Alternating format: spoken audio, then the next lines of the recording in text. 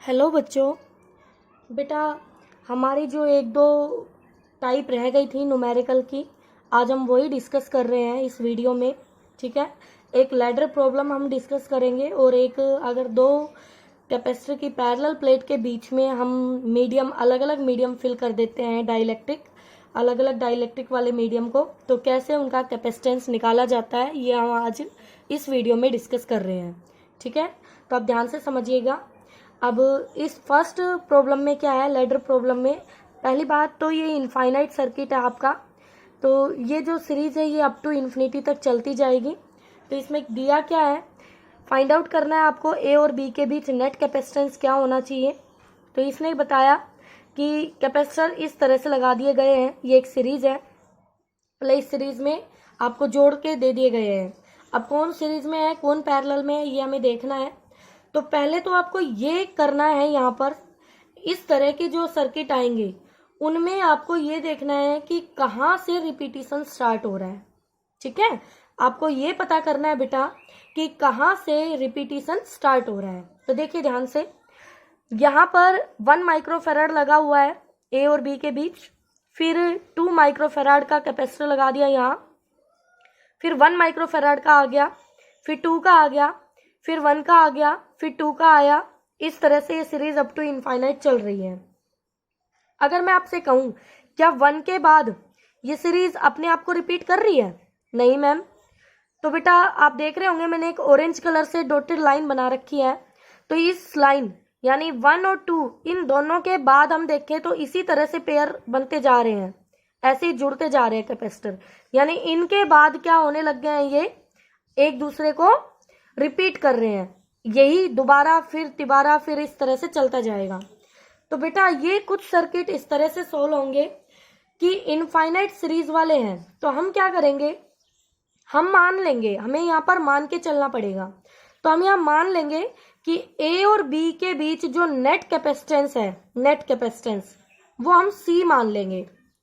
ए और B point के बीच का नेट कैपेसिटेंस हम सी मान लेंगे। अब मुझे एक छोटी सी बात बताना, जब आपके पास ऐसे बहुत सारे इनफाइनाइट तक जुड़े हुए हैं, रिपीट हो रहा है, अगर मैं एक पेयर कम कर दूं तो क्या कुछ फर्क पड़ेगा? आप सोचेंगे मैडम फर्क तो पड़ेगा, लेकिन मुझे ये बताइए क्या इतना फर्क पड़ेगा कि वो उस सर्किट को अफेक्ट करे? नहीं बेटा। जैसे ये वही वाली बात हो गई कि किसी के पास इनफाइनाइट पैसे हैं, उसमें से कोई आपसे एक मांग ले, बेटा एक एक को करके ही तो बहुत सारे बनते हैं, तो उस बहुत सारे में से कोई एक ले ले तो उस पूरे पे इतना इफेक्ट नहीं पड़ता है। ठीक है, तो वही चीज यहाँ पर है बेटा, हमने कंप्लीट का माना कि सी नेट इक्विवेलेंट जो है ए बी का वो सी ले लिया। अब हमने कहा कि जो ए डैश और बी डैश पॉइंट है वो इसको छोड़ के बाकी पूरे का नेट लेगा, बाकी पूरे का नेट। तो हमने लिखा C net between A dash and B dash equal to again C. बोलो बेटा, तो क्या आप इन सभी को हटा के और एक नया सर्किट बना दोगे इस तरह का? तो पहले यहाँ था 1 माइक्रोफेराड का, फिर यहाँ था 2 का, फिर यहाँ पर इन सब को हटाया तो एक कैपेसिटर आ गया ए और ए डैश और बी डैश के बीच में सी वैल्यू का। यस मैम, सी वैल्यू का आ गया, हमने यहाँ पर रख दिया। अब ये सर्किट सिंपल है, आपका फाइनाइट सर्किट है। क्या सी और 2 माइक्रोफेराड दोनों सीरीज में है? बिल्कुल सीरीज में है। तो इन दोनों को सीरीज के लिए हम ऊपर प्रोडक्ट नीचे सम, और फिर इन दोनों का क्या 1 वाले के साथ पैरेलल होगा? होगा, तो उसको +1 कर दिया पैरेलल के लिए। तो इन दोनों का सीरीज, ये सीरीज है बेटा, इसका इनके साथ पैरेलल, तो ये पैरेलल +1 कर दिया। हमने इसको सोल्व किया, सोल्व करके हमने यहाँ से सी की वैल्यू फाइंड आउट की, 2 वैल्यू आई और -1 आई। -1 आपको पता है कैपेसिटी नेगेटिव नहीं होती, तो नॉट पॉसिबल। तो यहाँ पर आपकी वैल्यू आ जाएगी net capacitance C equal to 2, क्योंकि सी की वैल्यू हमें फाइंड आउट करनी थी ए और बी के बीच में नेट कितना आएगा। ठीक है बेटा, नेक्स्ट देखिए इसी की तरह यहाँ पर 1 माइक्रोफेराड का कैपेसिटर है, फिर 2 का है, फिर 1 का है, फिर 2 का है, फिर 1 का है, फिर 2 का है, 1 का 2 का, इस तरह से रिपीट कर रहा है। तो हमें वहां से ढूंढना है, उस सर्किट को वहां से कट करें हम जहां से वो रिपीट होने लगा है। ठीक है, तो चलो हमने ऐसे देखो ये आर्क लगाई है, ये गैप कम था बेटा, मैंने ऐसे दिखाया। तो इसको ए डैश पॉइंट कहा, इसको बी डैश। अगर मैं पूरे का सी मानू, ए बी के बीच का नेट मैंने सी माना, तो ए डैश और बी डैश मतलब पूरे में से अगर 1 यूनिट कम कर दूं तो बचे हुए का भी सी के इक्वलेंट ही आएगा, बिल्कुल। तो ए डैश बी डैश के बीच का जो आएगा वो सी आएगा। तो हमने उसको ऐसे लिखा, देखो 1 माइक्रो का था, फिर 2 का था। क्या ए और बी के बीच में ये पूरा हटके यहाँ एक कैपेसिटर आएगा तो वो सी वैल्यू का आएगा? यस मैम, ये आएगा। अब ये दोनों पैरेलल में सीधे 2 + C हो जाएगा बेटा, और फिर इसके साथ सीरीज। तो 2 + C एक कैपेसिटर है और दूसरा 1 है, तो 2 + C इंटू में ऊपर प्रोडक्ट नीचे सम, 2 + C + 1।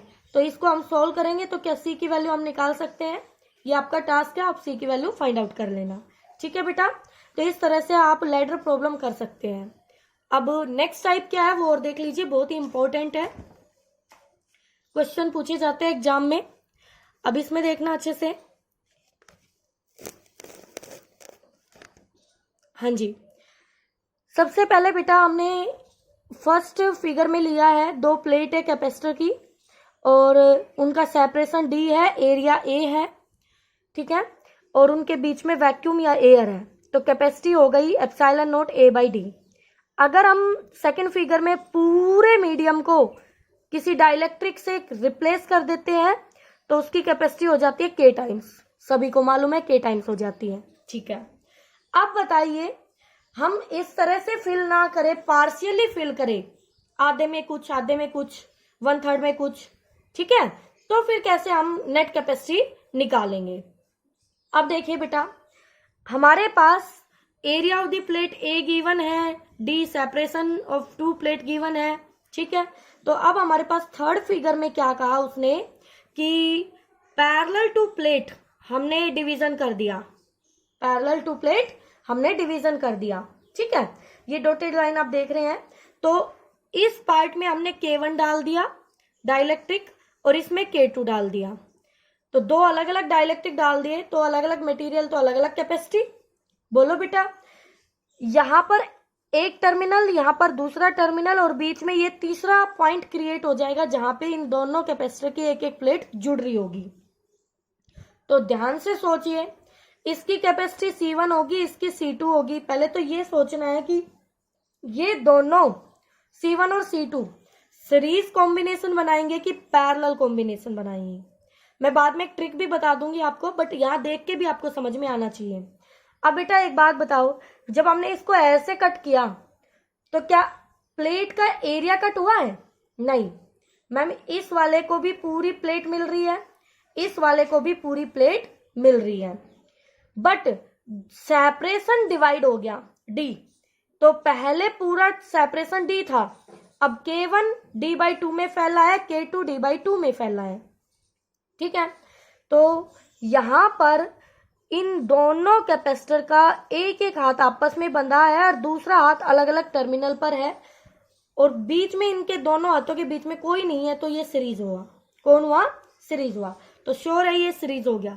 तो क्या मैं ये कह सकती हूं, जब जब इनके बीच का सेपरेशन कटेगा तब तब आपस में ये सीरीज में होंगे। यही ट्रिक है बेटा। तो D, जब जब D को काटा जाएगा तब तब वो सीरीज बनाएगा, ठीक है। तो देखिए यहाँ पे C1 को लिख सकते हैं K1 ε0, एरिया तो पूरा है A, D D/2 हो गया। तो क्या ये इस तरह लिखा जाएगा? C2 लिखा जाएगा K2 ε0 A D/2, इसको हम ऐसे लिख लेंगे। अब दोनों सीरीज में है, सीरीज को हम रेसिप्रोकल करके ऐड करते हैं, ठीक है।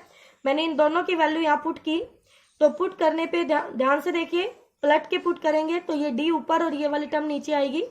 तो क्या D2 ε0 कॉमन हो जाएगा और अंदर 1/K1 + 1/K2 बचेगा।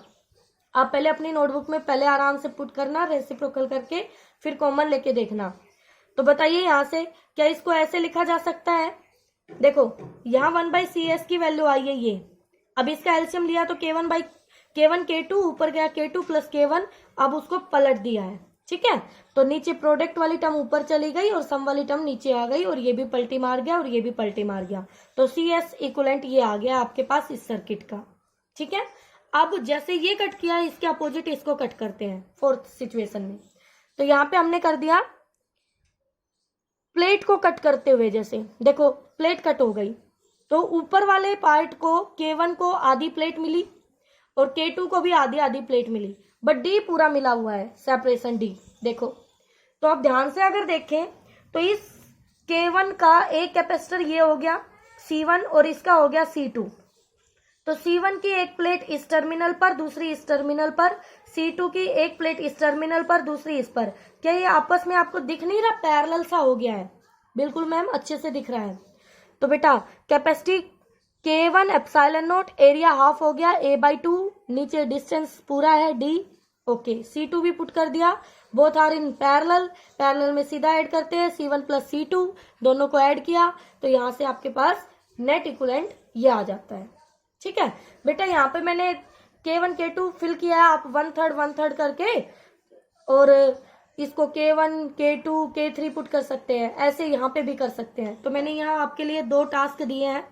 क्या दिया है, पहले तो इसको D को कट करते हुए कट किया, फिर इनको आपस में कट कर दिया, तो इस पूरे में K1 डाल दिया और इसमें हाफ में K2 और हाफ में K3, और फिर यहाँ पर K1 जो था अकेला उसको भी कट कर दिया। तो ऐसे 4 हिस्सों में डिवाइड करके 4 डाइलेक्ट्रिक डाल दिए हैं, K1 K2 K3 K4। अब आपको सोचना है कि पहले क्या करना चाहिए, नेट निकालना हमें। तो नेट निकलेगा यहाँ इन 2 टर्मिनल के बीच।